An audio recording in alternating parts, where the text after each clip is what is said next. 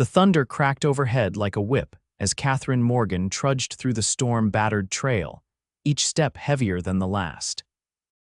April 1876 had been unusually wet in the Wyoming Territory, turning the once dusty path into a treacherous mire that seemed determined to claim her worn leather boots with every step. She had been walking for 3 days since the stagecoach had been robbed, leaving her alone with nothing but the clothes on her back, and the letter promising a teaching position in Redemption Creek, a town that seemed farther away with each passing hour.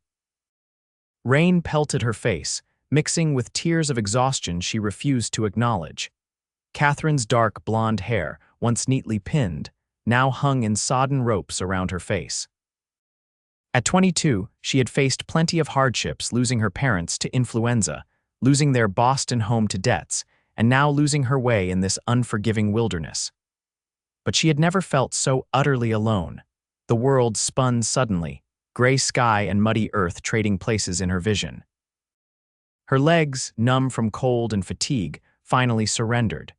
Katherine collapsed face first into the mud, the earthy smell filling her nostrils as consciousness began to slip away. In those fading moments, she thought she heard hoofbeats, but dismissed it as thunder or her own fading heartbeat. Then strong hands were turning her over, and through rain-blurred eyes, she saw the silhouette of a man against the stormy sky. A cowboy, his face shadowed by a wide-brimmed hat. The last thing she felt was being lifted against a warm chest before darkness claimed her completely. "You're safe now, miss," a deep voice murmured. "You'll never be alone again." The words followed Katherine into unconsciousness, a promise she was too far gone to question. Heat. That was the first sensation that greeted Katherine as consciousness slowly returned. Not the biting chill of rain-soaked clothes, but gentle warmth that seemed to cocoon her. Her eyes fluttered open to rough-hewn wooden beams overhead, the soft crackling of a fire nearby. She was in a bed, a real bed with clean linens, and dressed in a man's oversized shirt that swallowed her slender frame. Panic seized her, and she bolted upright, instantly regretting the sudden movement as her head spun violently. "Whoa there," came a gentle but firm voice from across the small room. "You're safe, but you need to rest." Katherine turned toward the voice. A man sat in a wooden chair by the fire, his tall frame seeming too large for the modest furniture. He stood as her eyes focused on him, and she got her first clear look at her rescuer. He was tall, broad-shouldered, with sun-weathered skin that spoke of years under open skies. His hair was the rich brown of coffee beans, and his eyes, kind but cautious, were the color of summer grass. He wasn't handsome in the refined way of Boston gentlemen, but there was something compelling about his rugged features. "Where am I?" Katherine managed, her voice raspy. "My ranch," he replied, crossing to a small table and pouring water from a pitcher into a tin cup. "About 15 miles outside Redemption Creek. I'm Hunter MacAllister." He approached and offered the cup. "And you are?" Katherine Morgan. She accepted the water gratefully, though her hand trembled. "Miss Katherine Morgan," she added pointedly, suddenly acutely aware of her state of undress. A slight smile touched his lips. "Don't worry, Miss Morgan. Mrs. Wilkins from the neighboring homestead helped get you cleaned up and changed. Your clothes are drying." He gestured toward the fireplace where her mud-caked dress and petticoats hung. "How long have I been here?"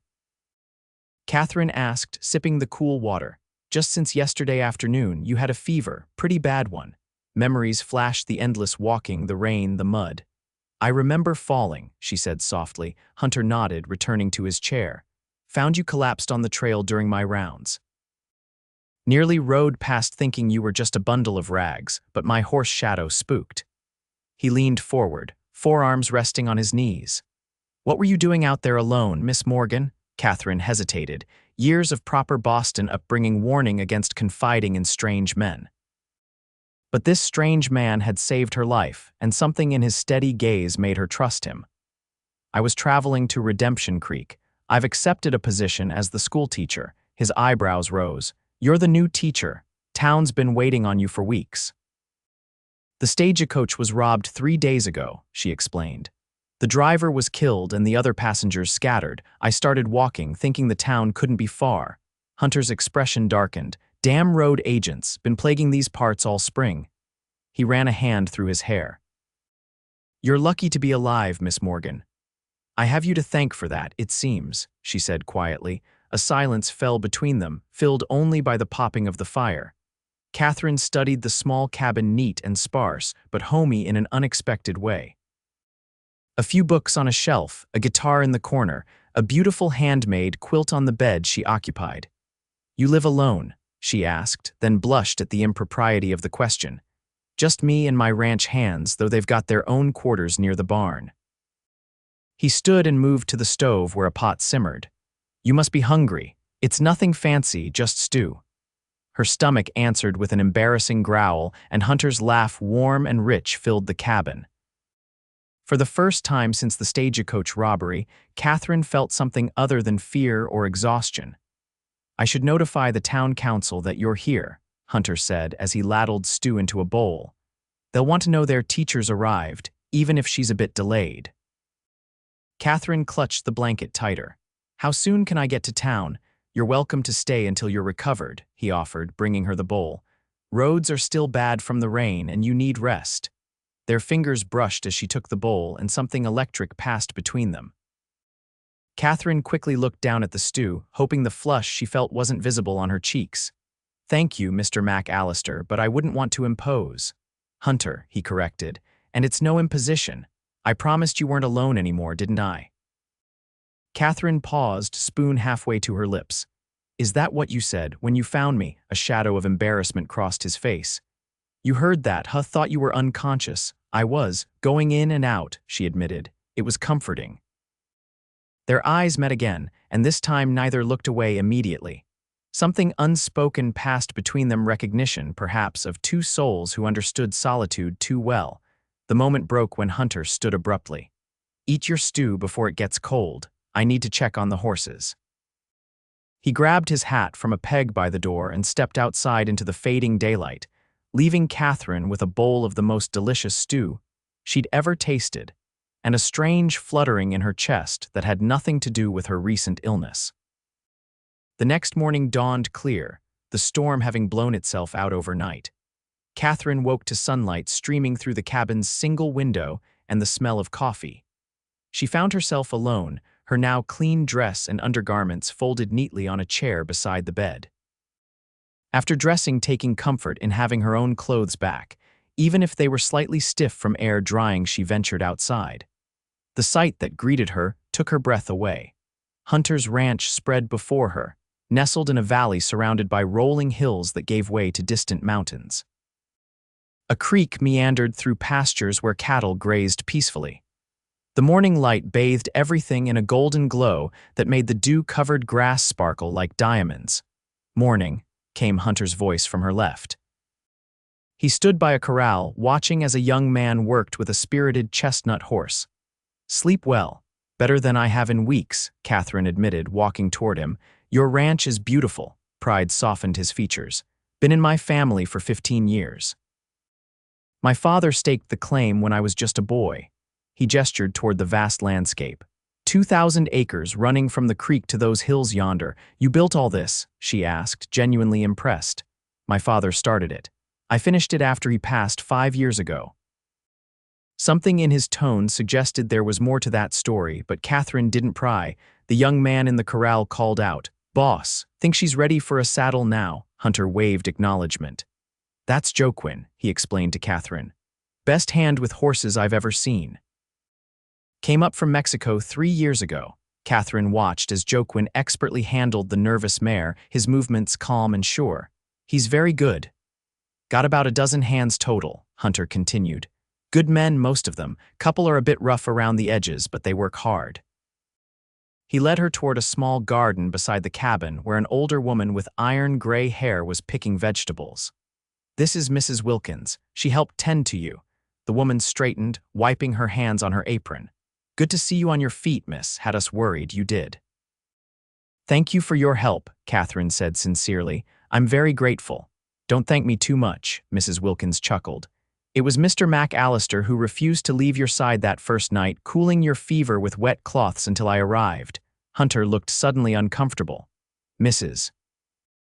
Wilkins makes the best biscuits in the territory, he said, clearly changing the subject. She's been kind enough to cook for me since my father died. Only because this one would live on coffee and jerky otherwise, the older woman retorted with obvious affection. Come on inside, Miss Morgan. Breakfast is nearly ready. Over a hearty breakfast of biscuits, eggs, and ham, Katherine learned more about Redemption Creek. Founded just 10 years earlier around a silver mine, it had grown into a proper town with nearly 500 residents. They had built a schoolhouse 2 years ago but had struggled to keep a teacher. Last fellow left after some of the miners' kids put a rattlesnake in his desk, Hunter said, pouring more coffee. One before that married a widow with a ranch outside of Cheyenne. And now me, Katherine mused. Do you think they'll still want me arriving weeks late? They'll be grateful you arrived at all, Mrs. Wilkins assured her. Town's desperate for someone to educate the young ones. After breakfast, Hunter offered to show Katherine around the ranch. They walked side by side, a respectable distance between them, as he pointed out the barn, bunkhouse, smokehouse, and other buildings that made up the heart of his operation. Do you miss Boston? He asked as they paused by the creek. Katherine considered the question seriously. I miss certain things, libraries, theater, hot baths whenever I want them, she smiled ruefully.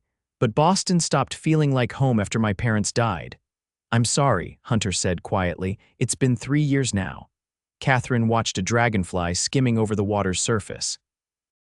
I was working as a governess for a wealthy family, but when they decided to travel to Europe, I found myself without position or prospects. She turned to face him. When I saw the advertisement for a teacher in Wyoming Territory, it felt like an opportunity for something new. That takes courage, Hunter observed. Coming out here alone, or desperation, she countered. Sometimes they're the same thing. They continued walking, conversation flowing easily between them despite their different backgrounds. Hunter told her about growing up on the ranch, learning to ride before he could properly walk, helping his father build their herd from nothing. Katherine shared stories of her childhood in Boston, her father's bookshop where she developed her love of literature, her mother's insistence that she receive a proper education. She would have been horrified to know I'd end up in the Wild West, Katherine laughed. She was convinced anything west of Philadelphia was uncivilized wilderness. She wouldn't be entirely wrong, Hunter admitted with a grin. We've got our share of outlaws and troublemakers. Like the men who robbed my stagecoach, his expression sobered. Yeah, like them, he hesitated. Sheriff in town believes it's a gang led by a man named Blackwood, former Confederate soldier who turned to crime after the war. Have they caught any of them? Hunter shook his head. They're clever. Strike fast, then disappear into the backcountry where nobody can find them. They had circled back to the main house now. Katherine noticed her reflection in a water barrel and grimaced at her disheveled appearance. Her hair was a tangled mess, and without her usual hairpins and combs, she had simply tied it back with a ribbon Mrs. Wilkins had given her. I must look a fright, she murmured, trying to smooth her hair. Hunter's gaze was steady, almost intense. You look fine, Miss Morgan. Something in his voice made her look up. Their eyes met, and for a moment, Katherine forgot about her appearance, forgot about propriety, forgot about everything except the warmth in his green eyes. The spell was broken by the sound of hoofbeats approaching. Hunter turned, his hand instinctively moving to the revolver at his hip, a movement so natural Katherine realized he probably wasn't even aware of doing it. A rider approached, his horse lathered from hard riding. Hunter, the man called, got word from town. Blackwood's gang hit the supply wagon from Cheyenne, mayor's calling a meeting. Hunter's jaw tightened. Any casualties, drivers wounded but alive. They took everything: ammunition, supplies, payroll for the mine. Damn, Hunter muttered, then glanced apologetically at Katherine. Pardon my language, Miss Morgan. I'll saddle Shadow, the ranch hand offered. No need, David, I'll do it. Hunter turned to Katherine. I have to go into town. I'm on the town council. Of course, she nodded. I understand, he hesitated. Actually, this might be a good opportunity to introduce you to the mayor and school board. Would you like to come along? Only if you feel up to it. Katherine's heart leapt at the chance to finally reach her destination, though a small part of her felt an unexpected reluctance to leave the ranch in Hunter's company. "Yes," she said with more confidence than she felt. "I'm quite recovered, thanks to your care. I should meet my employers and find my accommodations. I'll have Joaquin saddle a gentle mare for you," Hunter said. "Can you ride?" Katherine thought of the formal riding lessons she'd taken in Boston's public garden. "Yes, though it's been some time. Daisy's steady as they come. She'll take good care of you." An hour later, they were riding side by side toward Redemption Creek. Katherine had changed into her one good dress that had survived the stagecoach robbery, and Mrs. Wilkins had helped her arrange her hair as best they could without proper implements. The older woman had also pressed a small bundle into Katherine's hands, "Just a few necessities, dear, until you get settled." The journey took just over an hour, during which Hunter pointed out landmarks and boundaries, giving Katherine a sense of the geography surrounding her new home. As they crested a hill, Redemption Creek came into view in the valley below. It was larger than Katherine had expected, with a proper main street lined with wooden buildings, some even boasting glass windows. A church steeple rose prominently at one end of town, and near it stood what must be the schoolhouse, a white building with a small bell tower. "What do you think?" Hunter asked, watching her reaction closely. "It's more substantial than I imagined," she admitted. "From the letters, I had pictured something much smaller." "We're growing fast," he said with evident pride. "Silver Mine's been productive, and the railroad spur line will reach us by next year if all goes according to plan." They rode down the hill and into town, drawing curious glances from townsfolk going about their business. Katherine was acutely aware of how unusual they must look, the rancher everyone knew accompanied by an unfamiliar woman in a slightly rumpled dress. Hunter led them to a hitching post outside a building marked Town Hall and Sheriff's Office. As he helped Katherine dismount, his hands lingered at her waist a moment longer than strictly necessary. "Ready?" he asked quietly. She nodded, straightening her spine and lifting her chin. Whatever awaited her inside, she would face it with dignity. The town hall was crowded with men in various states of agitation, miners in dirty clothes, shopkeepers in aprons, ranchers in dusty boots. Their conversation died as Katherine entered on Hunter's arm, all eyes turning to stare at the newcomer. MacAllister greeted a portly man with an impressive mustache. "Who's this?" "Mayor Holloway," Hunter responded. "May I present Miss Katherine Morgan, our new schoolteacher?" A murmur ran through the crowd. The mayor's eyebrows shot up. "The teacher? Well, we'd given you up for lost, Miss Morgan. Word came about the stagecoach robbery and when you didn't arrive. I was fortunate enough to find Miss Morgan on my property yesterday," Hunter explained. She'd been walking for days after the robbery. "Good heavens!" The mayor took Katherine's hand between his pudgy ones. "My dear young lady, what an ordeal you've endured. Are you quite all right?" "I am now, thank you," Katherine replied. "Mr. MacAllister has been most kind, has he now?" said a thin woman who had appeared at the mayor's elbow, her sharp eyes assessing Katherine from head to toe. "I'm Mrs. Holloway, the mayor's wife. We've been quite concerned about the school situation." "Yes, indeed," Mayor Holloway nodded vigorously.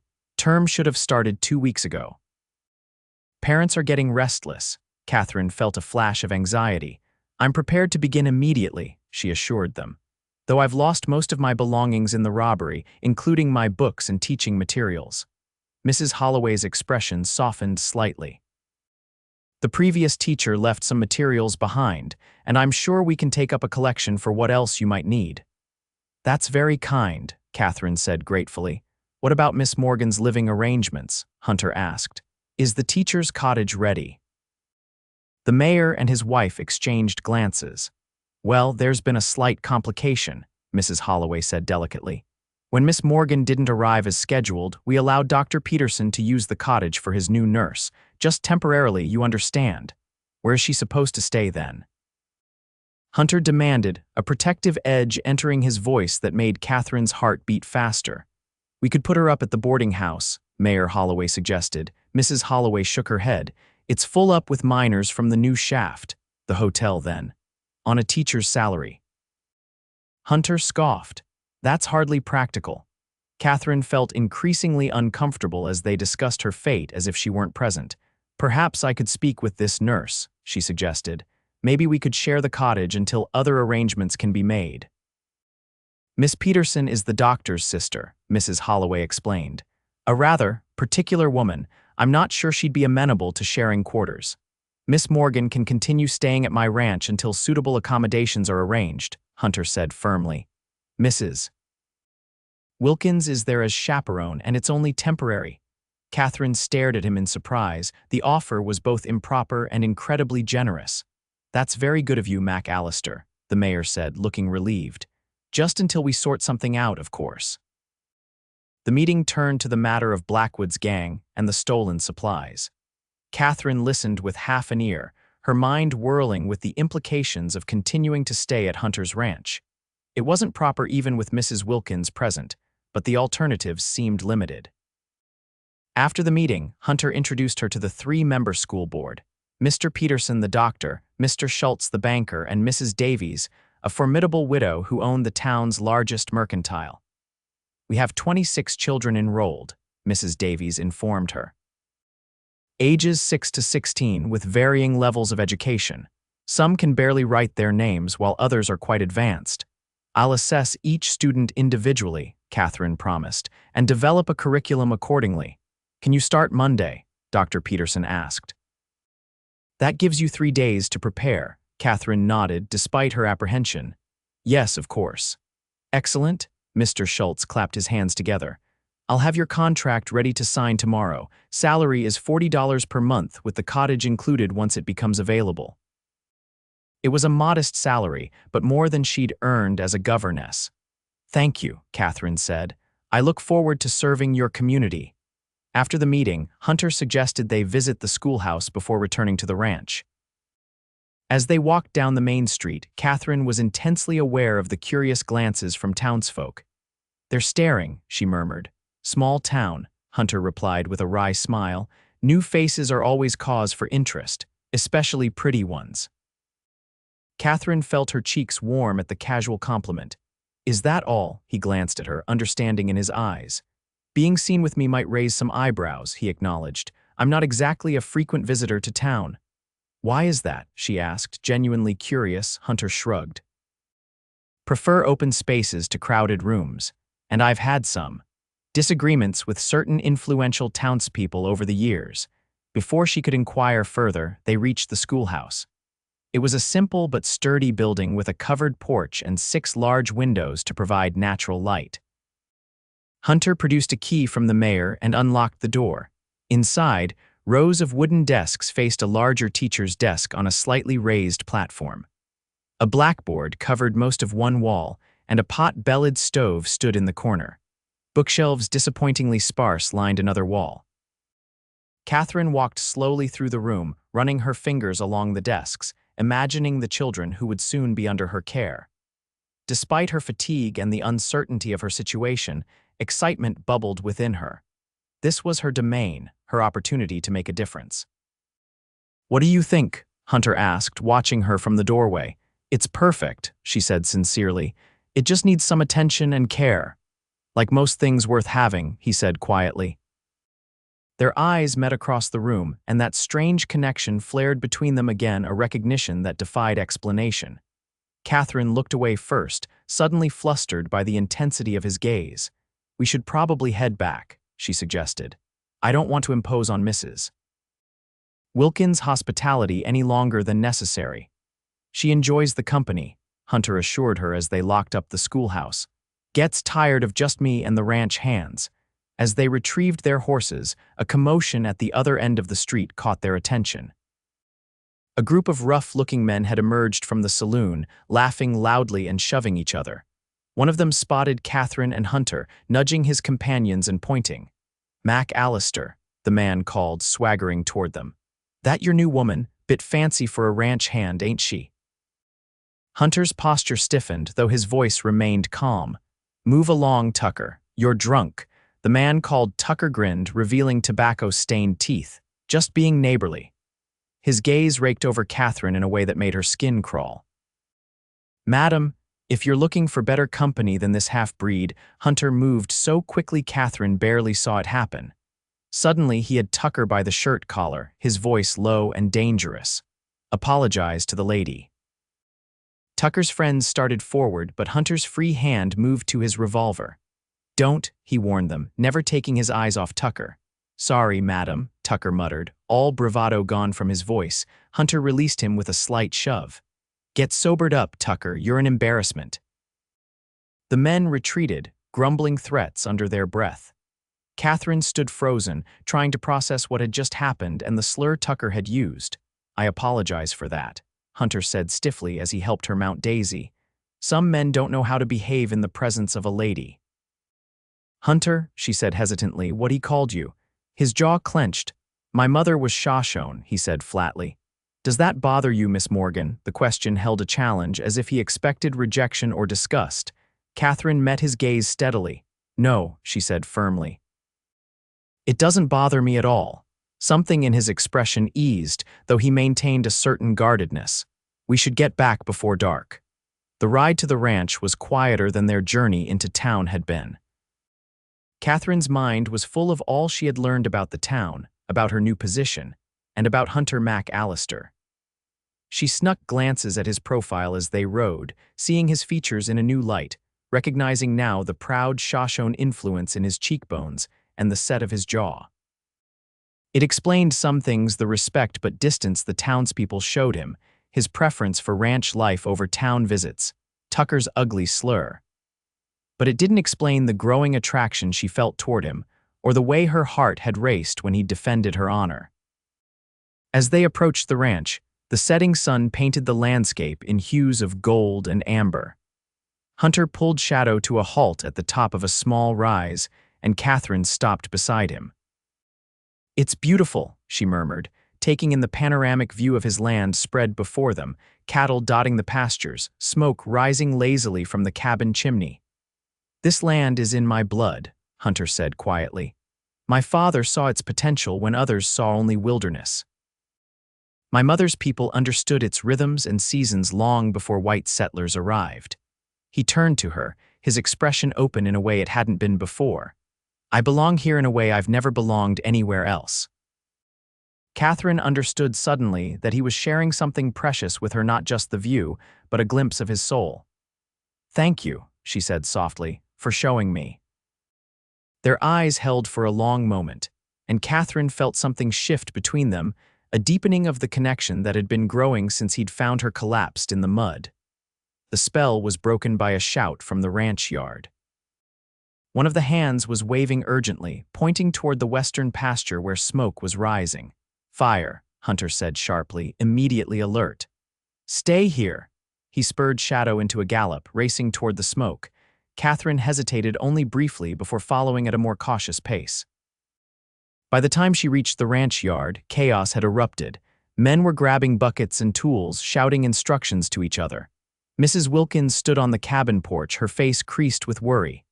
"What's happening?" Katherine asked, dismounting awkwardly. "Fire in the west pasture, Mrs." Wilkins explained. "Looks deliberate. Someone cut the fence and set the dry grass ablaze." "Deliberate," Katherine repeated, horrified. "Who would do such a thing?" The older woman's expression was grim. "Mr. MacAllister has enemies." For the next several hours, Katherine did what she could to help, filling canteens for the men fighting the fire, preparing food for when they returned, helping Mrs. Wilkins gather medical supplies for potential burns. It was well after midnight when Hunter and his men finally returned, exhausted and smoke-stained but victorious. "We contained it," Hunter reported as he accepted a cup of coffee from Mrs. Wilkins. "Lost about 20 acres of grazing land and some fencing, but no cattle or buildings." "Thank God," Mrs. Wilkins murmured. "Was it?" "Tucker and his friends, most likely," Hunter confirmed, his voice hard. "Found whiskey bottles and hoofprints heading back toward town." "The man from town, the one who insulted you?" Katherine asked. Hunter nodded grimly. "He works for the Harrington outfit. They've been trying to push me out for years." "But why? Your land is clearly well managed and successful." "That's exactly why," Hunter said, rubbing a hand over his face. Harrington wants to expand, and my ranch sits on the best water source in the county. He sighed deeply. But it's more than that. Some men can't abide seeing someone like me succeed. Someone like you, Katherine echoed, though she suspected she knew what he meant. A half-breed, he said bluntly. Harrington and his kind believe this land should belong to real Americans. The bitterness in his voice was palpable. That's outrageous, Katherine said, indignation rising within her. Your father was a pioneer here, and your mother's people have even deeper claims to this land. Hunter looked at her with surprise, as if her outrage on his behalf was unexpected. That's not how everyone sees it. Then they're wrong, she said firmly. A small smile touched his lips, genuine despite his exhaustion. You're something else, Miss Morgan, Katherine, she corrected impulsively. After all we've been through, I think you can call me Katherine. Katherine, he repeated, her name sounding different in his deep voice. Then you must call me Hunter. Their eyes held again, and despite the soot on his face and the lingering smell of smoke, Katherine had never found a man more attractive. The thought startled her with its intensity. You should rest, she said, breaking the moment. You've had a difficult night. He nodded, clearly exhausted. We all have. Thank you for your help. As Katherine prepared for bed in the small room, Mrs. Wilkins had arranged for her Hunter, having insisted on sleeping in the bunkhouse to maintain propriety. She reflected on how drastically her life had changed in just a few days. From desperate traveler to schoolteacher, from stranger to what, friend, something more. The thought should have frightened her, but instead it filled her with a warm anticipation. Whatever was growing between her and Hunter MacAllister, it felt right in a way nothing in her previous life ever had. The next 3 days passed in a whirlwind of activity. Katherine spent her mornings in town, preparing the schoolhouse and meeting with parents. Afternoons found her at the ranch, where she began to feel increasingly at home. Hunter kept his distance somewhat, busy with ranch work and repairing the fire damage, but their paths crossed at mealtimes and evenings. Each encounter deepened Katherine's fascination with the complex man who had saved her life. She learned that he read voraciously the books on his shelves, ranging from Shakespeare to geology treatises. He played guitar beautifully, filling the cabin with haunting melodies after dinner. He spoke Shoshone fluently and knew the name and purpose of every plant on his land. For his part, Hunter seemed equally intrigued by Katherine. He asked about her teaching methods, listened attentively to her stories of Boston, and seemed genuinely interested in her opinions on everything from literature to politics. Mrs. Wilkins observed their growing connection with knowing eyes, but maintained a discreet silence, though Katherine occasionally caught the older woman hiding a smile behind her hand when she and Hunter became engrossed in conversation.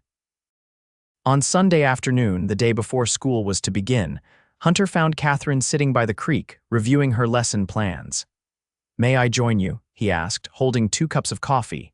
Please, she smiled, accepting one of the cups gratefully. He settled beside her on the grassy bank, keeping a proper distance between them.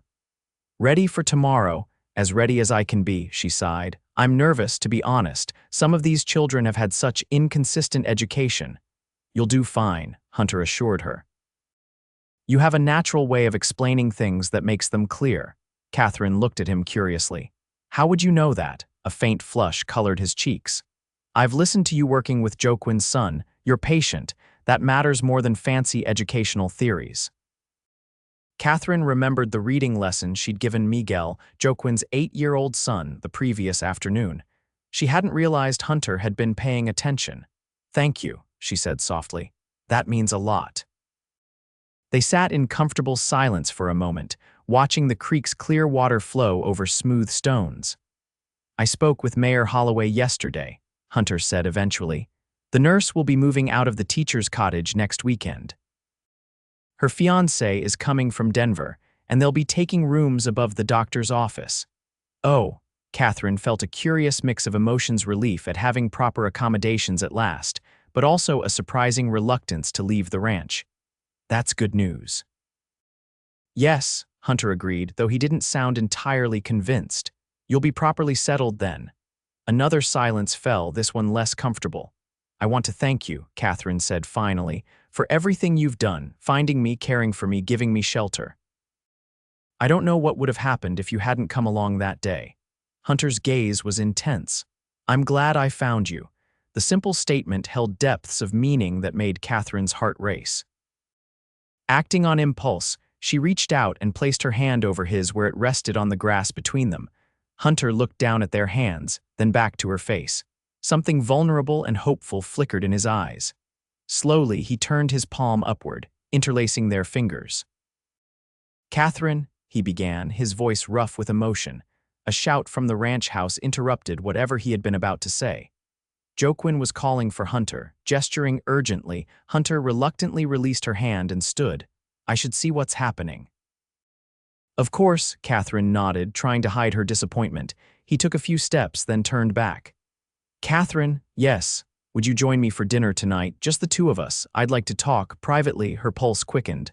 "I'd like that very much." His smile, broad and unguarded, transformed his face. "I'll arrange everything with Mrs. Wilkins." As he walked away, Katherine hugged her lesson plans to her chest, unable to suppress her own smile. Whatever Hunter wanted to discuss, she had a feeling it would change everything. The dinner was simple but special, served on Hunter's best dishes by a conspiratorial Mrs. Wilkins, who made herself scarce immediately afterward. They sat at opposite ends of Hunter's small table, a single lantern casting a warm glow between them.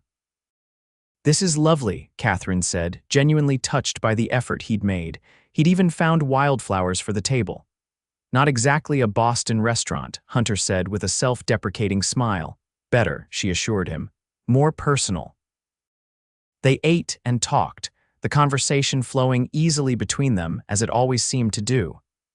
But beneath the casual exchange ran an undercurrent of anticipation, both of them aware that this night was different from those that had come before. When they had finished eating, Hunter rose and moved to the cabinet where he kept his small collection of spirits. "Would you care for a whiskey?" Katherine hesitated. She rarely drank, but the occasion seemed to call for something special. A small one, perhaps. He poured 2 modest glasses and brought one to her, their fingers brushing in the exchange. Instead of returning to his seat, Hunter pulled his chair around to sit closer to her. "Katherine," he began, swirling the amber liquid in his glass, "I need to be honest with you." Her heart raced, but she kept her voice steady. "I would expect nothing less.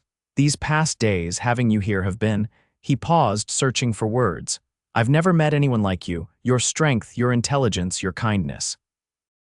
The way you see people for who they are, not what they appear to be." Katherine's breath caught in her throat. "Hunter, please, let me finish." He set his glass down and took her free hand in both of his.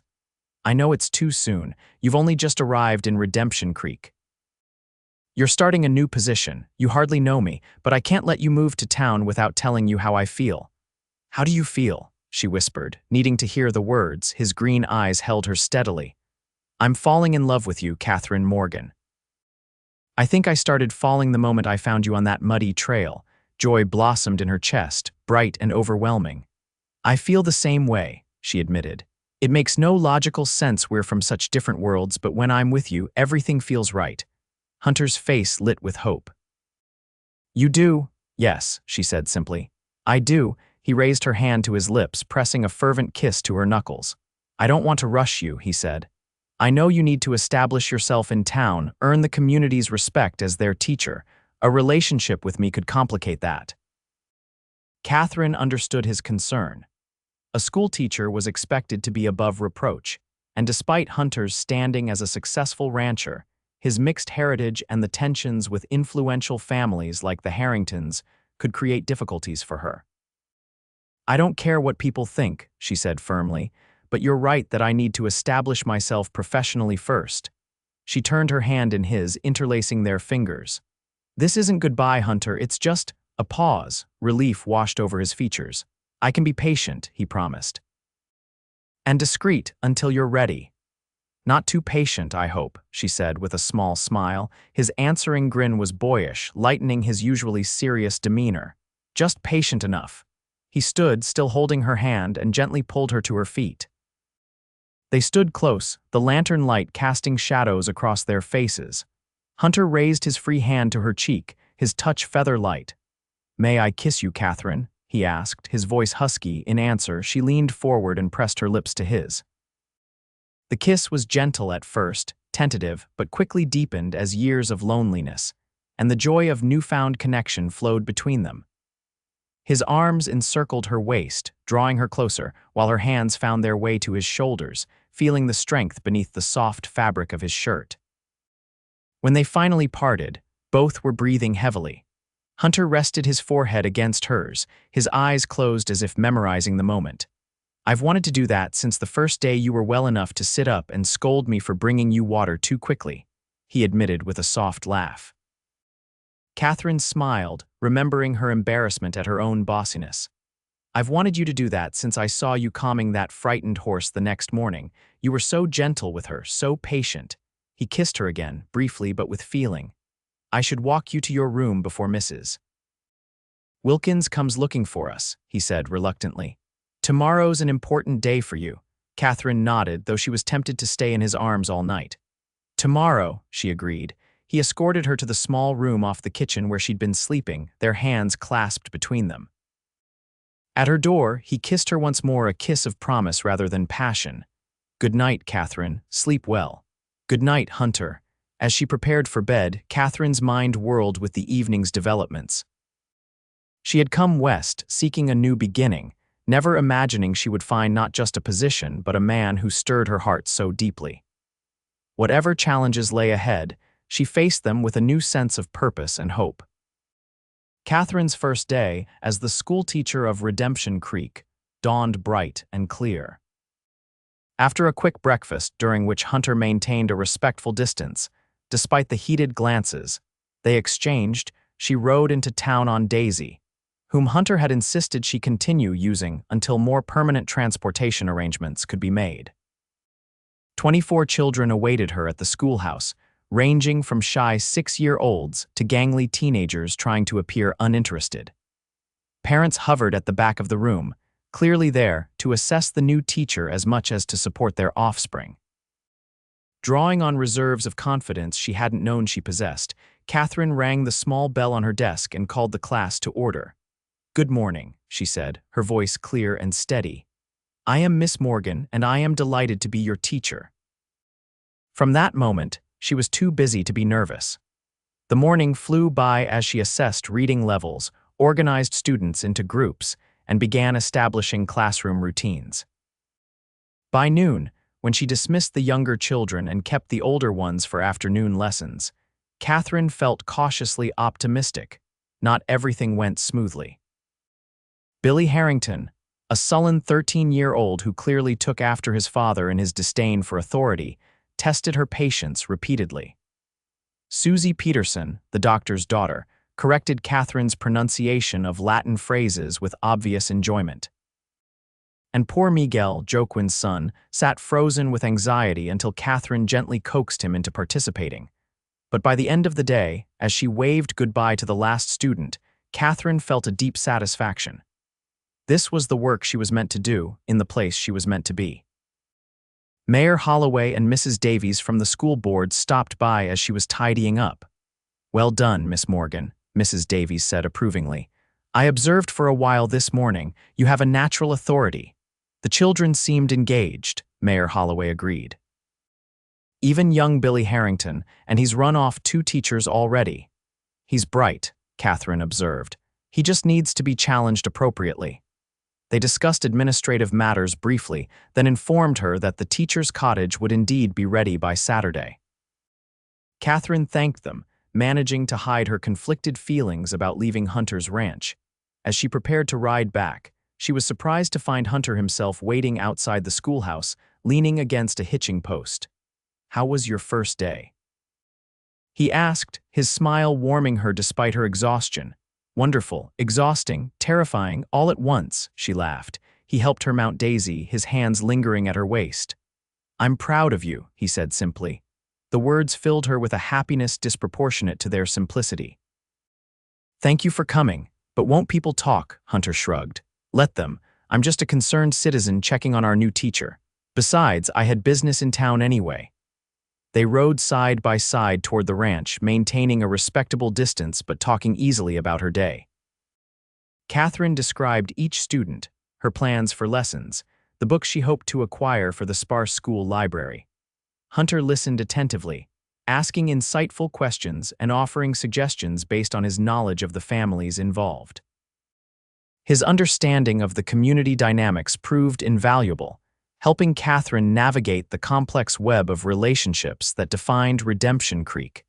As the week progressed, a routine developed.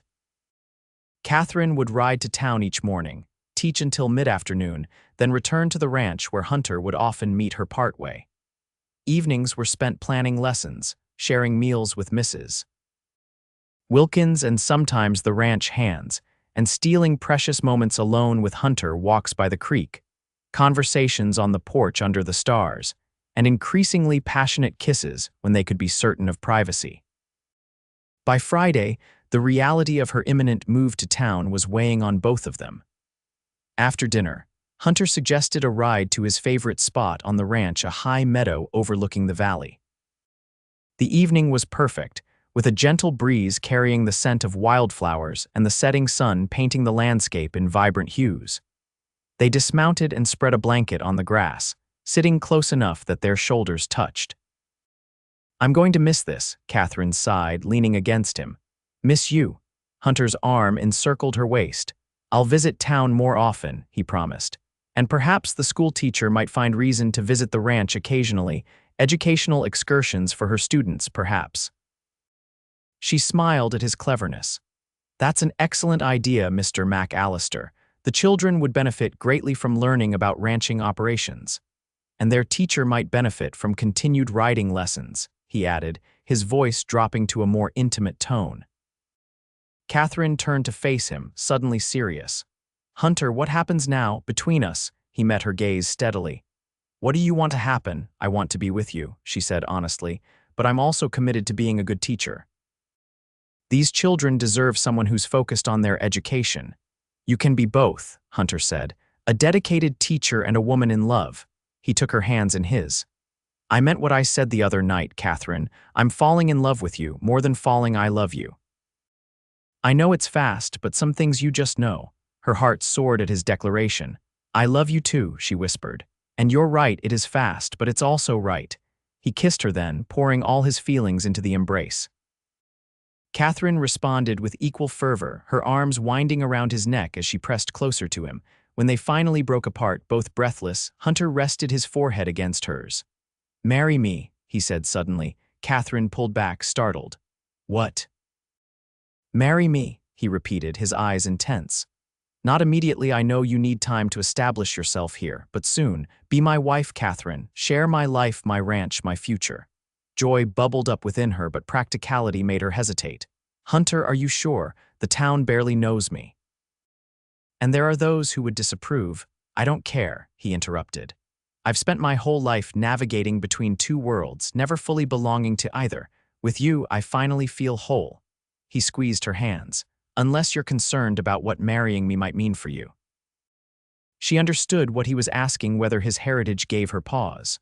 "No," she said firmly. "Never that. I love you exactly as you are. I'm just worried about making your life more difficult." Hunter's laugh was incredulous. "More difficult?" "Katherine, you've brought light and joy into my life when I'd resigned myself to solitude. Nothing about loving you is difficult." Tears pricked her eyes at the simple truth in his words. "Yes," she said, her voice thick with emotion. "Yes, I'll marry you." His answering smile was radiant as he pulled her into another kiss, this one tender and filled with promise. When they separated, he reached into his pocket and withdrew a small object. "I've been carrying this for days, hoping for the courage to ask you," he admitted, opening his palm to reveal a ring, a simple gold band set with a small but perfect sapphire. "It was my mother's. My father gave it to her when they married, despite everyone saying their union wouldn't last." His voice softened. They loved each other until the day she died. Katherine's breath caught as he slid the ring onto her finger. It fit perfectly, as if meant for her. "It's beautiful," she whispered. "I'll treasure it always." They stayed in the meadow until stars appeared overhead, talking about their future, making plans, dreaming dreams. When they finally returned to the ranch, they shared their news with Mrs. Wilkins, who embraced them both with tears of joy, admitting she'd been hoping for just such an outcome. The next day, Katherine moved into the teacher's cottage in town, a cozy two-room structure behind the schoolhouse. Hunter helped transport her few belongings, and Mrs. Wilkins supplied her with enough food to get started properly. As they said goodbye at her new doorstep, maintaining propriety in case of observant neighbors, Hunter held her hands between his. "I'll come to Sunday services tomorrow," he promised. "We can tell Mayor Holloway and the school board about our engagement afterward if you're ready." Katherine nodded, though butterflies danced in her stomach at the thought of the town's reaction. "I'm ready," she assured him.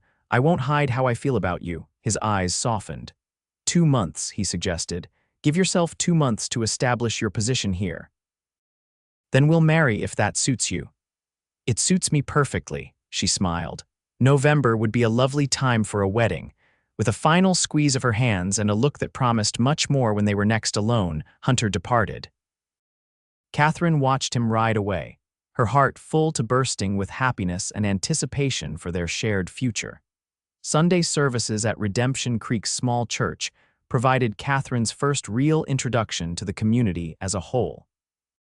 Dressed in her best gown, a deep blue that complemented her eyes, she entered the whitewashed building with trepidation, aware of the curious glances from townsfolk who hadn't yet met their new teacher. Reverend Johnson, a kindly man with silver hair and a booming voice, welcomed her warmly and introduced her to several parishioners. Katherine was pleased to see many of her students, dressed in their Sunday best and behaving with unusual decorum. When Hunter arrived, several minutes after the service began, his entrance caused a subtle stir. Katherine realized that despite his position as a prosperous rancher and town council member, he rarely attended church. He nodded politely to those nearby and took a seat at the back, his eyes finding hers briefly before focusing on Reverend Johnson. The service passed in a blur for Katherine, her mind alternating between the sermon on faith and perseverance and anxiety about the announcement they planned to make afterward. She kept her left hand carefully positioned in her lap, the beautiful sapphire ring temporarily moved to a chain around her neck, hidden beneath her high collar until the formal announcement. After the final hymn, as congregants began to socialize on the church steps, Hunter made his way to her side. His presence, solid and reassuring, calmed her nerves. "Ready?" he asked quietly. Katherine nodded, drawing strength from his confidence. Together, they approached Mayor Holloway, who was conversing with Dr. Peterson and Mrs. Davies near the church gate. "Mayor Holloway," Hunter said formally, "might we have a word with you and the other school board members, a matter regarding Miss Morgan?" The mayor's eyebrows rose, but he nodded agreeably. "Of course, MacAllister. Let's step into the church office for privacy." Once the small group was assembled in Reverend Johnson's modest office, Hunter took Katherine's hand in a gesture that immediately signaled their news. "Mayor Holloway, Dr. Peterson, Mrs. Davies," he began, his voice steady. "I've asked Miss Morgan to be my wife, and she has done me the great honor of accepting." A moment of startled silence followed before Mayor Holloway recovered. "Well, this is unexpected. Congratulations to you both." "Indeed, Mrs. Davies said, her sharp eyes assessing them thoughtfully. "Though quite sudden, wouldn't you say?" Katherine lifted her chin. "Sometimes the heart recognizes what it wants with surprising clarity," she said with quiet dignity. "Hunter and I have found in each other something neither of us expected to find in Redemption Creek." Dr. Peterson cleared his throat. "And the school, you've only just begun teaching." "I'm fully committed to my position," Katherine assured them. "We plan to marry in November, which gives me 2 months to establish myself professionally. I see no reason why my marriage should affect my ability to teach." "There is the matter of propriety," Mayor Holloway said delicately. "A married teacher is somewhat unusual." "But not unprecedented," Mrs. Davies interjected. "My cousin teaches in Denver and she's been married 10 years. She turned to Katherine. "Will you continue living in the teacher's cottage after your marriage?" Hunter answered. "Katherine will join me at the ranch. I'll ensure she has reliable transportation to town each day, regardless of weather." The 3 board members exchanged glances, a silent communication passing between them. "Well, Mayor Holloway said finally. "We have no formal policy against married teachers." "As long as your work remains exemplary, Miss Morgan, I see no reason to object." Relief washed over Katherine. "Thank you. I promise my commitment to the children won't waver." "There is one other matter," Dr. Peterson said, his expression guarded. "MacAllister, you're aware that certain elements in town may disapprove." Hunter's jaw tightened, but his voice remained level. "I'm well aware of the prejudices held by some. Katherine and I have discussed this thoroughly." "And I want to be absolutely clear," Katherine added, squeezing Hunter's hand. "I love this man and am proud to become his wife. Anyone who cannot accept that is welcome to keep their opinions to themselves." Mrs. Davies' face broke into an unexpected smile. "Well said, Miss Morgan. I believe you'll do just fine here." She extended her hand. "Congratulations to you both." With the school board's tacit blessing secured, Hunter and Katherine faced the task of sharing their news with the wider community. As expected, reactions varied widely. Mrs. Wilkins organized a small engagement dinner at the ranch the following weekend, inviting the ranch hands and a few carefully selected townsfolk. Katherine was touched by the genuine warmth and acceptance shown by Hunter's employees, particularly Joaquin and his family. "Teacher Mary Boss," Miguel said with childish directness during the celebration. "Does that mean you be my teacher forever?" Katherine laughed, drawing the boy into a quick hug. "I certainly plan to be, Miguel." Not all responses were so positive. Katherine noticed whispering among some mothers during school drop-off, and occasionally conversations would halt abruptly when she entered the mercantile. Billy Harrington took to making sly comments about Indians during lessons, until Katherine assigned him an essay on the contributions of Native American tribes to American culture. The most overt opposition came from Silas Harrington himself, who cornered Hunter outside the bank one afternoon. Katherine, leaving the schoolhouse nearby, overheard their exchange. "Heard you're marrying the schoolteacher," Harrington said, his voice carrying across the street. "Pretty little thing. Shame she's settling for a half-breed when there are real men available." Hunter's response was measured, controlled. "I suggest you keep your opinions to yourself, Harrington, and stay away from my fiancé." "Or what?" Harrington sneered. "You'll set your Shoshone relatives on me. Those days are long gone, MacAllister." Katherine hurried across the street, anger propelling her forward.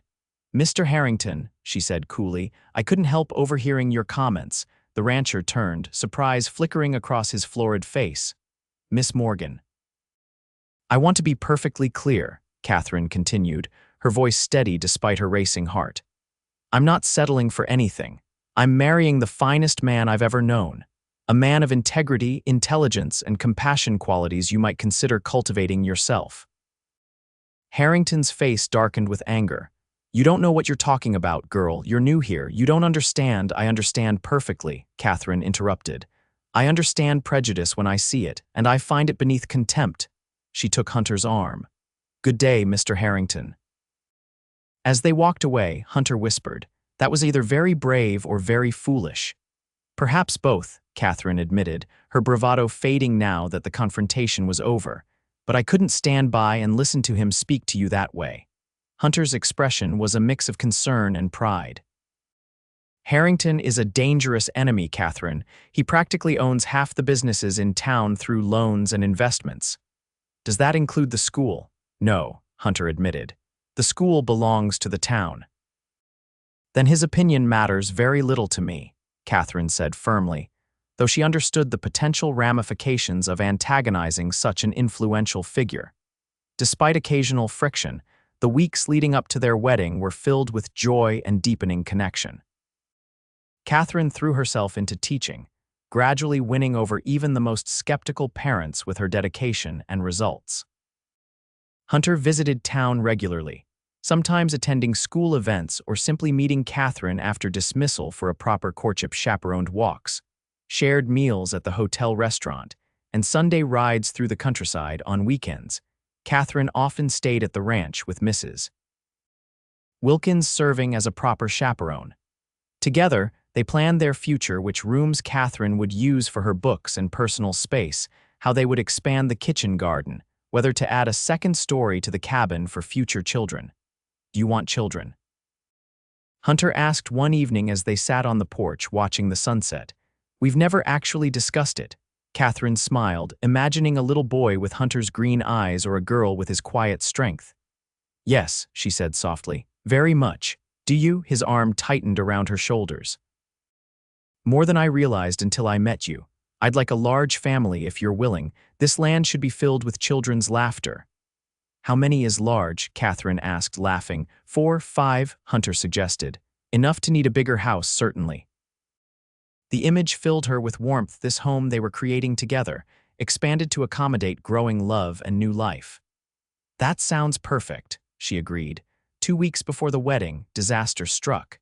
Katherine arrived at school one morning to find the door ajar and the interior in disarray. Books had been thrown from shelves, desks overturned, and across the blackboard, someone had scrawled "No breed lovers" in white chalk. Shocked and shaking, Katherine managed to close and lock the door before any children arrived. She raced to the sheriff's office, where Sheriff Taylor responded with appropriate outrage but limited optimism about finding the culprits. Likely drunk cowboys or minors, he suggested, examining the damage, though the message is specific.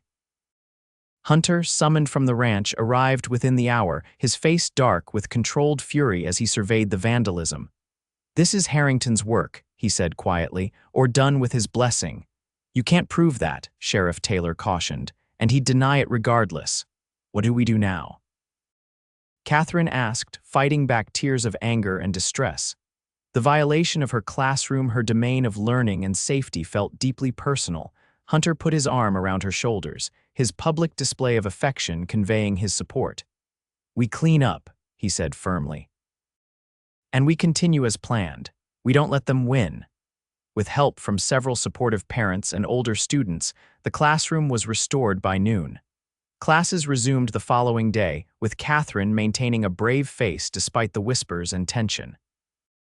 Hunter arranged for one of his ranch hands to sleep in the schoolhouse for the next week, preventing further vandalism. The incident had an unexpected consequence. Many townsfolk who had been neutral or mildly disapproving of their engagement were outraged by the attack on the school. Mrs. Davies organized a group of women to sew new curtains for the classroom windows. Dr. Peterson donated several educational books from his personal library. Even Reverend Johnson spoke out against cowardly acts of prejudice during his Sunday sermon. People are better than we sometimes give them credit for, Katherine observed as she and Hunter walked arm in arm after church, no longer hiding their relationship. They may need time to adjust to change, but most have good hearts. Some do, Hunter agreed, though a wariness remained in his eyes. I just don't want you hurt because of me. Katherine stopped, turning to face him. I would rather face occasional unpleasantness with you than perfect acceptance without you, she said firmly. Never doubt that.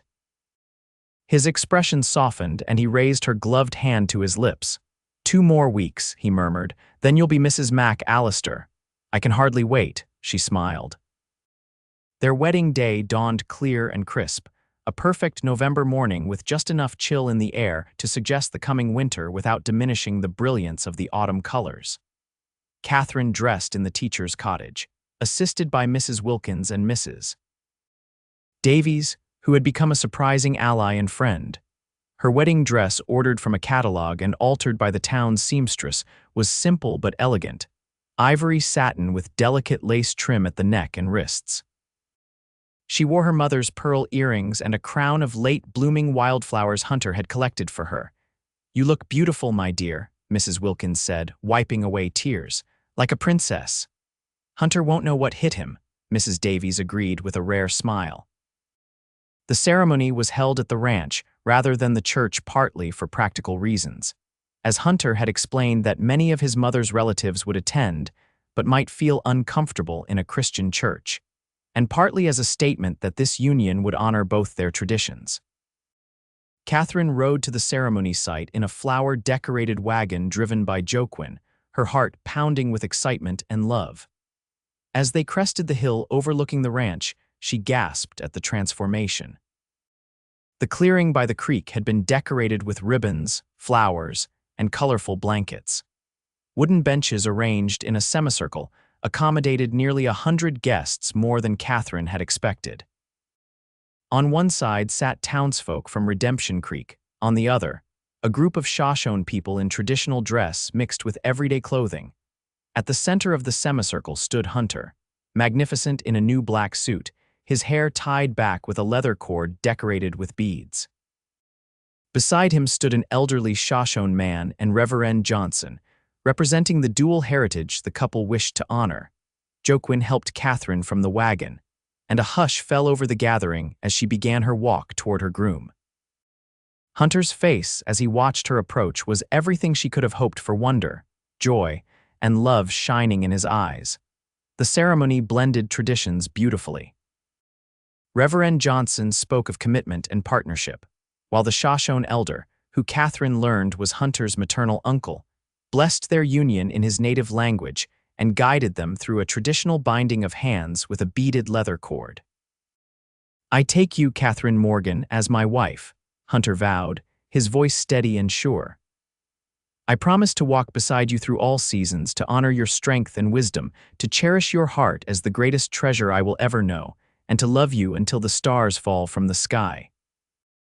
Tears blurred Katherine's vision as she responded, "I take you, Hunter MacAllister, as my husband. I promise to stand with you against all storms, to respect your traditions as my own, to nurture the home and family we build together, and to love you with every breath in my body until time itself ends."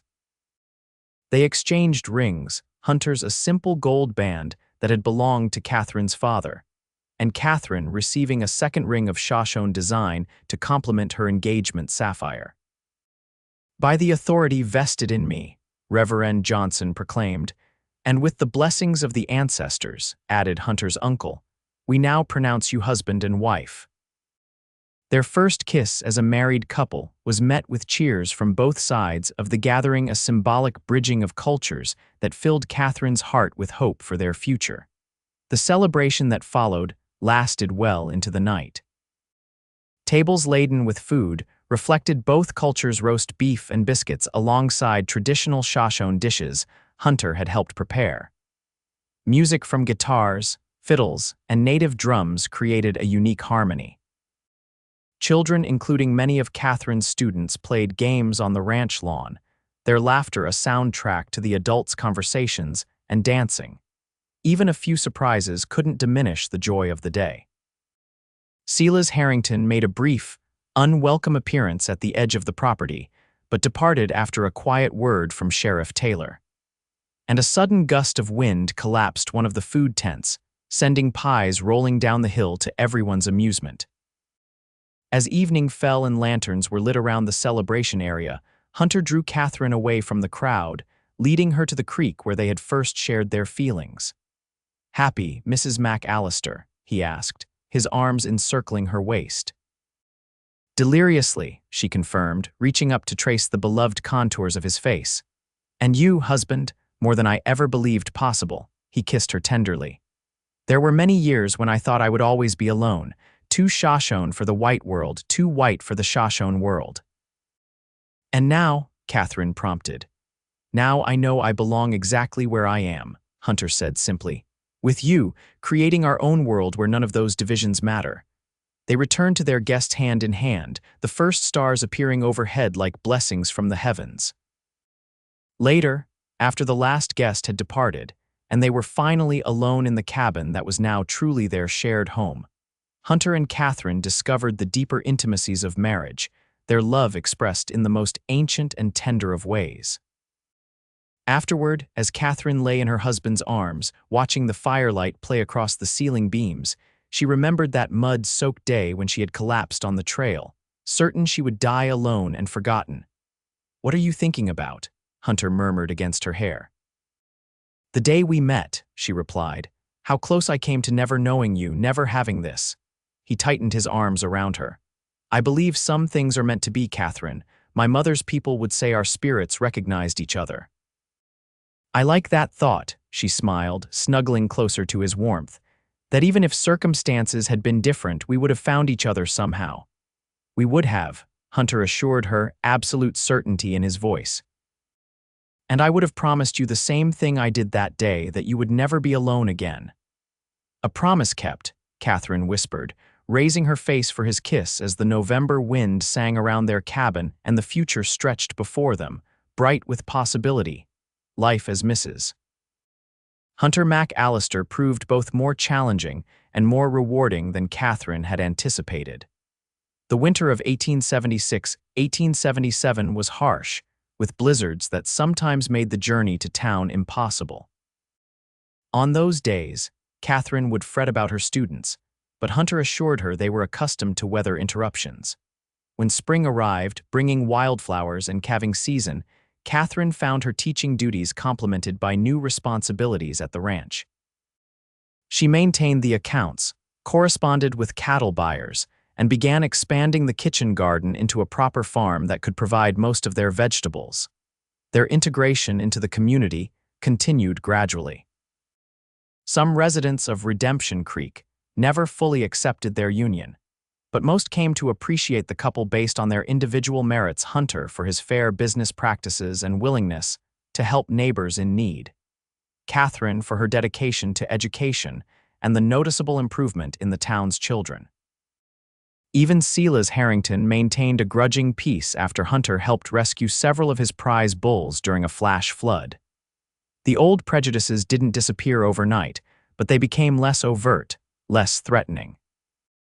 In late summer, as the first anniversary of their meeting approached, Katherine shared the news they had been hoping for: they would welcome a child in the spring.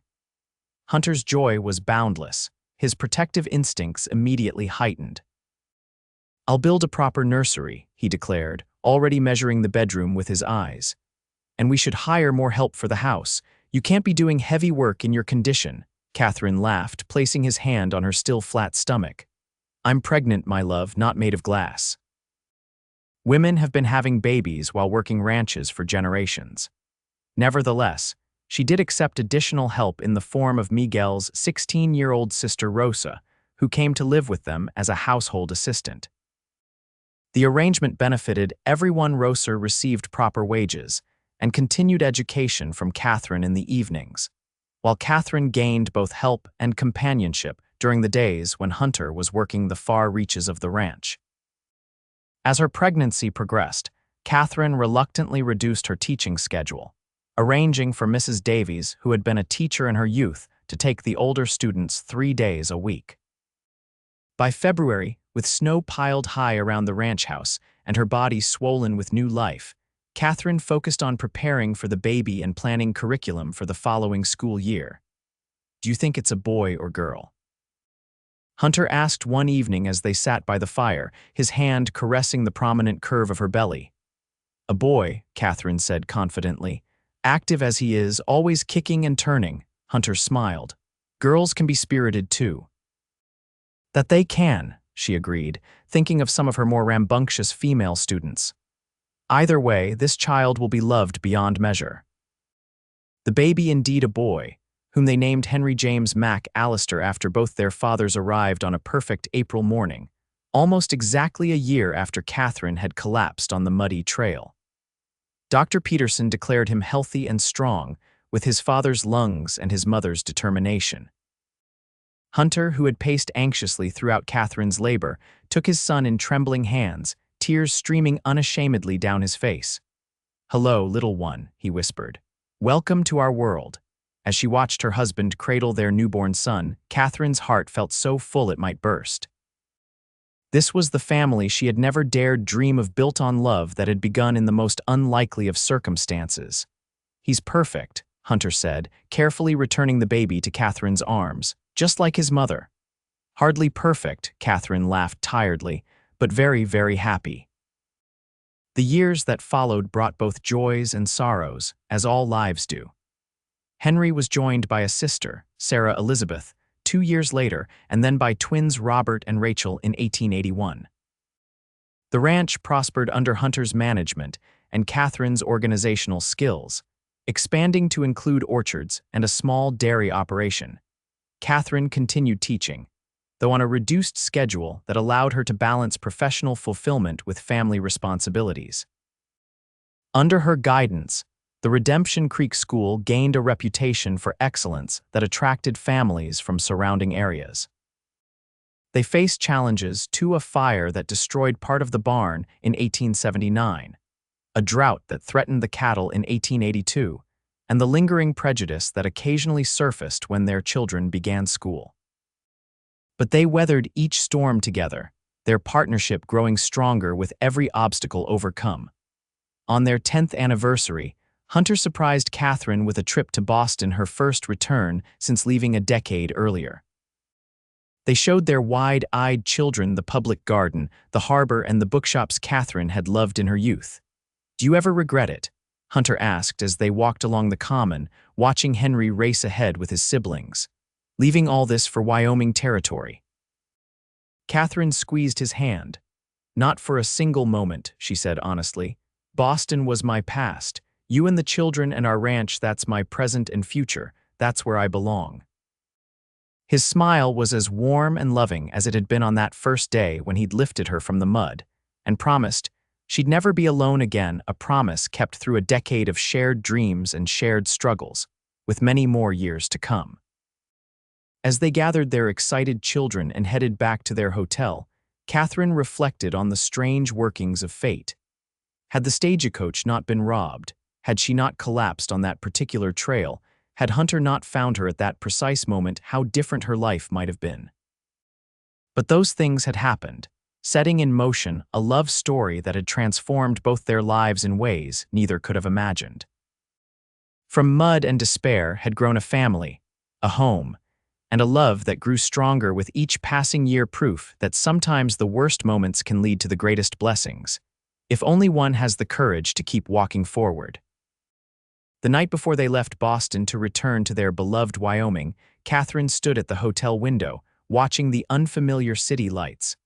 Hunter's arms encircled her from behind, his chin resting on her shoulder. "Penny, for your thoughts," he murmured. "I was just thinking about journeys," she replied, leaning back against his solid strength. "How the most difficult ones often lead us exactly where we need to be." Hunter turned her in his arms, his green eyes reflecting the same love they had held from the beginning. "In that case," he said softly, "I'm grateful for every step of our journey, even the painful ones." "As am I," Katherine agreed, rising on tiptoe to kiss the man who had found her at her lowest moment and lifted her not just from the mud, but into a life more beautiful than she had ever dared to dream.